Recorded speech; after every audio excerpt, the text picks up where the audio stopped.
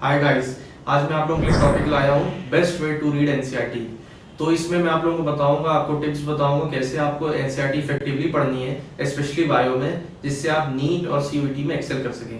तो आइए शुरू करते हैं। देखिए, मैं आप लोगों को जो टिप्स आज बताऊंगा वो मैं अपने खुद नीट प्रिपरेशन के दौरान ये टिप्स आपको बताऊंगा कि कैसे मेरे मार्क्स एकदम इम्प्रूव किए हैं, एकदम बूस्ट किए हैं। तो आपको अगर उसको जानना है तो आप उसको देख सकते हैं, नहीं तो फिर और तो वीडियोस हैं ही यूट्यूब पे, लेकिन मैं अपना आज पर्सनल रिव्यू बताऊंगा। तो आइए शुरू करते हैं। टिप नंबर 1 कि आपको एक एक दिन में आपको टेंटेटिव शेड्यूल बनाना है। आपको उसमें एक टारगेट बनाना है कि मुझे ये चैप्टर्स सब कंप्लीट करने हैं, और मैं अपना एक जो है टाइम टेबल बनाऊंगा कि मुझे ये चैप्टर्स कंप्लीट करने हैं। उसी हिसाब से आपको उस दिन सबसे इम्पोर्टेंट यही होता है, उसी हिसाब से आपको उस दिन कंप्लीट करना है। आपको ये नहीं सोचना है कि मैं पूरी बुक एक दिन पढ़ लूंगा या मैं कुछ ऐसे कर दूंगा। आपको जैसे मान लीजिए आप 3 चैप्टर्स लिए शुरुआत की क्लास 11th एनसीईआरटी के, तो आप उसी 3 चैप्टर्स को या 2 चैप्टर्स को अपने हिसाब से आप पढ़िए। और ये थी आपकी टिप नंबर 1। अब हम लोग चलते हैं टिप नंबर 2 पे। अच्छा, कुछ आगे की जो टिप्स मैं आप लोगों को बताऊंगा उसमें कुछ ऐसी भी टिप्स हैं जिसमें मैं आप लोगों को एक वीडियो के द्वारा आप लोगों को एक विजुअलाइज कराऊंगा कैसे मैं आपको मतलब क्या बताना चाह रहा हूँ। तो लेकिन ये सब जो टिप्स हैं इसमें ज़्यादा कुछ ऐसा नहीं है। आगे की जो टिप्स होंगी वो आप अच्छे से समझ पाएंगे, इसलिए मैं आपको वीडियो के तौर पर बताऊंगा। टिप नंबर 2 कि आपको आपको जैसे मान लीजिए एक पैराग्राफ दिया है, ठीक है, एक पैराग्राफ आपको दिया है एनसीईआरटी में। उसमें आपको लिमिटेड लाइंस होती है। एनसीईआरटी आप जानते हैं थोड़ा ऊपर ऊपर लिख देता है, लिमिटेड लाइंस लिखता है कोई एक टॉपिक समझाने के लिए।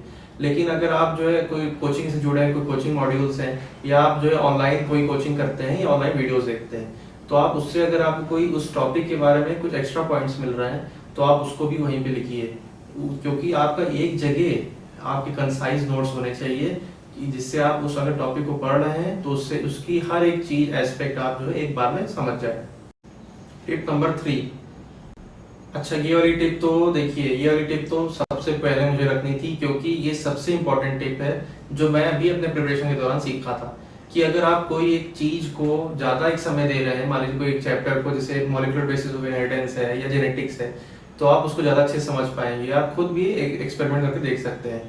आपको एनफ टाइम देना है, तो इसीलिए मैं लिखा हूँ टिप 3 में, give enough time to read a topic और अ चैप्टर। तो ये एक सबसे इंपॉर्टेंट टिप है जो आपको याद रखनी है। अगर आप हड़बड़ जो है बहुत सारे चैप्टर्स 3-4 चैप्टर एक में निपटाना चाहता हूँ, ऐसा करना, इस सब से कुछ नहीं होता है। आप लोगों को डीप एनालिसिस करनी पड़ेगी उस चैप्टर की, क्योंकि आजकल ना पैटर्न बदल दिए हैं नीट और सीयूईटी में। आजकल अब क्या कर दिए हैं कि अब रीजनिंग और उसके अंदर डिराइव्ड आपको पीवाईक्यूज पूछे जाते हैं, तो आपको उसकी मतलब पता होना चाहिए वो पैराग्राफ में लिखा क्या है, सिर्फ आपको रटना नहीं है। इसलिए आपको एक एनफ टाइम देना पड़ेगा। Tip number 4, diagram. तो देखिए, डायग्राम एक बहुत ही इंपॉर्टेंट रोल प्ले करता है आपके बायोलॉजी में, स्पेशली बायोलॉजी में, नीट और सीयूईटी में। तो डायग्राम्स में आप लोगों को क्या क्या ध्यान रखना है। डायग्राम्स में देखिए, मैं आप जैसे लिखा हूँ कि जैसे इंफॉर्मेशन कोई डायग्राम के नीचे दी गई होती है, या डायग्राम का कोई इंफॉर्मेशन दी गई होती है नीचे, उसको आपको अंडरलाइन करना है, उसको जरूर एक बार तो ध्यान से देख ही लेना है।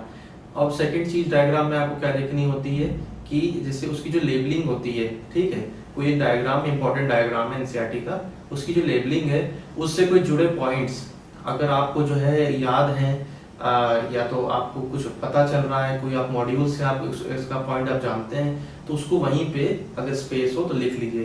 तो उससे आपको ना, आप एक बार जैसे डायग्राम आप पढ़ेंगे, डायग्राम आप देख लिए, तो उससे आपको लेबलिंग भी आपको याद होगी, ठीक है। इससे एमसीक्यू में बहुत फायदा होता है, आप ये करके देखिएगा। नेक्स्ट है टिप 5।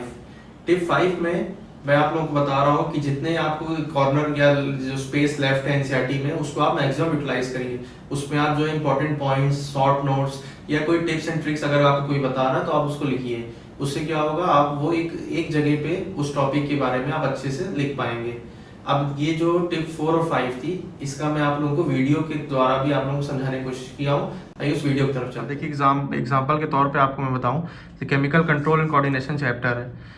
अब इसमें आपको जैसे मैं बताया कि जो है, जो भी एनसीईआरटी की आपको थोड़ा स्पेस दिखे ना, उसको मैक्सिमम यूटिलाइज करिए।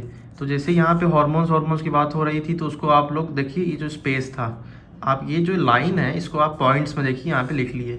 अब इससे क्या होगा, आप आएंगे ये रिवाइज करते समय, ये 3 पॉइंट्स देखिए, तो आपका हार्मोन का जो इतना लाइन्स लिखी है एनसीईआरटी कंप्लीट हो गई।